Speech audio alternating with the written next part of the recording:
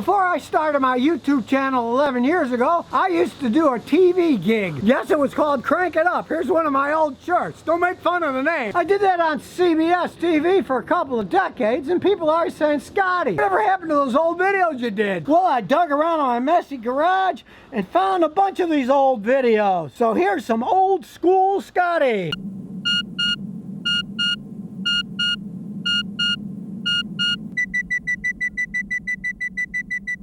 Scotty, I'm getting some readings that something is wrong.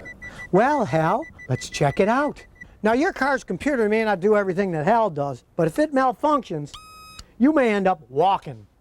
Your car's computer has a lot in common with your home computer. And if your home computer has a problem, a lot of times you can just turn it off, and then when you restart it, hey, it can be fine. But your car's computer doesn't work that way. When you turn the key off, the computer still has power. So here's how you can reset your car's computer. Here's how you can disconnect the power to the computer. Just get a wrench and loosen the negative battery terminal, then pull it off. That disconnects the power. Then turn the headlight switch on. Of course, the headlights won't come on, but here's what's happening.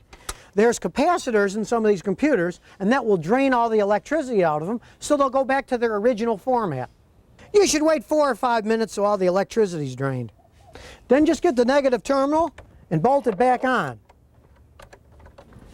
Now comes the tricky part. The computer's got to relearn, so start the vehicle and put it in neutral. Let it run for about 4 minutes in neutral. Then you put it in low gear, not drive, but low gear. Leave your foot on the brake and run it for 4 minutes again. Then you need to take the car for a drive. You need to drive about 20 minutes at speeds over 35 miles an hour. But if your computer is bad and you have to replace it, here's a money-saving tip.